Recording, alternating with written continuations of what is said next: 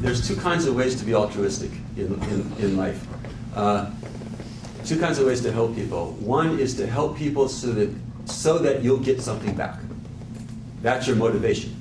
And you know, like I always think of like, you know, Christmas giving in this regard. You know, like, you know how people like look over their Christmas lists and to see like, you know, who gave you something last year. And you know, it's like, okay, I got to give them something this year. And if they didn't give me something last year, then you know, I cross them off the list. That's a certain kind. In a way, it's not even altruism.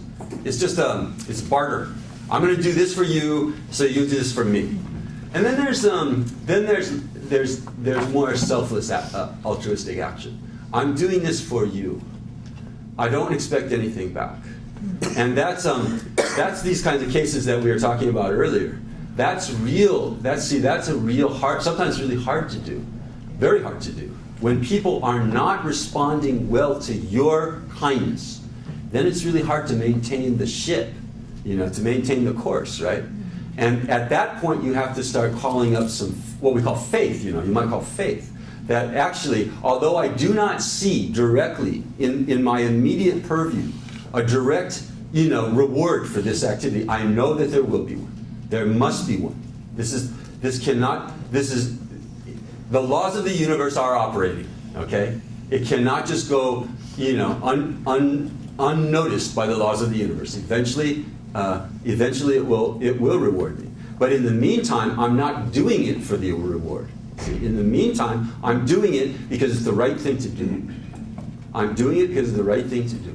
And you know, like I said, it's hard to do that when things aren't going well for you, where people aren't responding nicely to you, where people are, you know, in many cases, this happens in many cases, right? This is what like shakes people's faith if they don't have what we call wisdom to underlie it.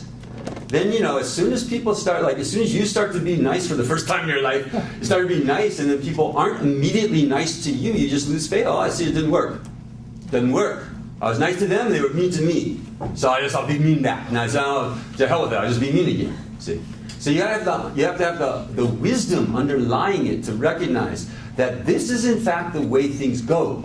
That what goes around comes around. Nothing goes to waste. Nothing goes unrewarded. Nothing goes unpunished. Mr. Karma doesn't close his eyes ever. Because Mr. Karma is you. See? Mr. Karma is you. Your consciousness is aware of what you do, say, and think. Always. And it records it. It records it. So it's like a video cam.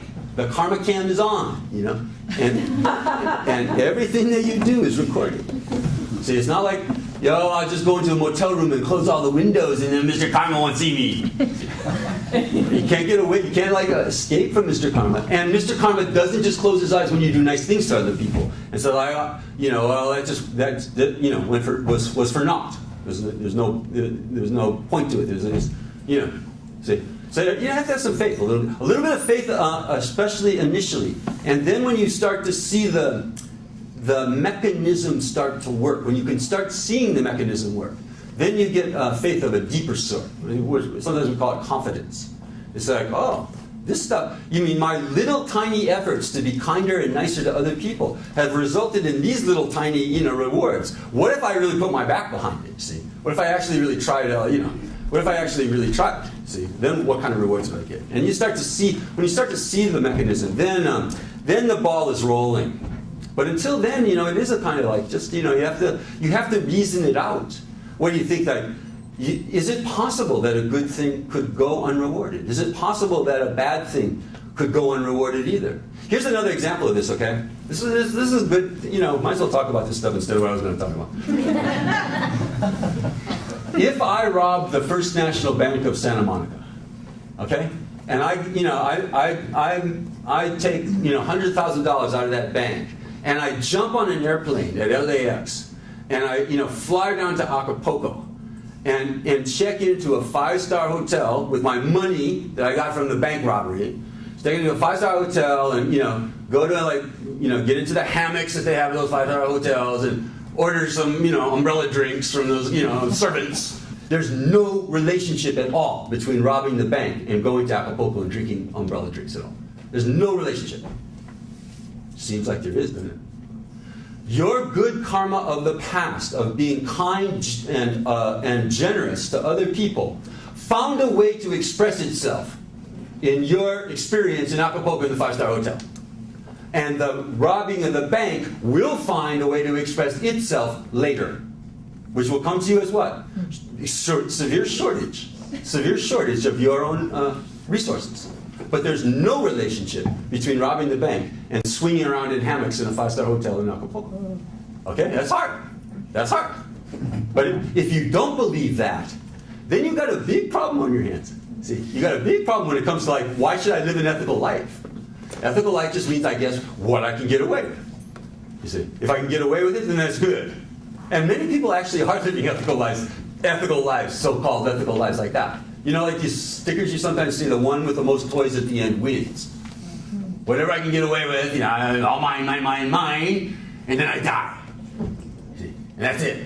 And then I die, and some big black curtain comes down. And that's all. So I used to be something, I used to be a me, I used to be something that did all these things, you know, accumulated all these things, and then it became nothing. Something became nothing. That's our idea of the afterlife. There's no afterlife. In modern scientific, rational, you know, society, you know, it's just the end. So, like, what the hell? Do try and get away with it. If this is what you believe, actually, do try and get away with it as much as possible. What the hell? What does it matter? See, if you believe that something will become nothing, are you something or nothing right now? See, you're something. You're something. You're functioning. You're a living thing, functioning. What, you can just become nothing? It flies against all the other principles of science. Conservation of energy and stuff like that, right? Thermodynamics or whatever they call it. First law. Yeah. And then, but then when it comes to death, though, I believe that I'll just become nothing, and then nothing will matter.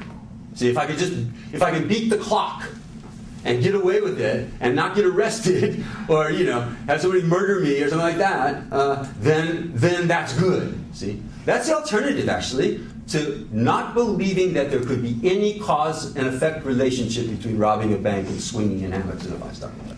That's the alternative. So you work it out, okay? You know, when the unbusy time here comes to an end and you have to start being busy again, you know, in the time that you can snatch from being busy, you think about these things. Think about these things.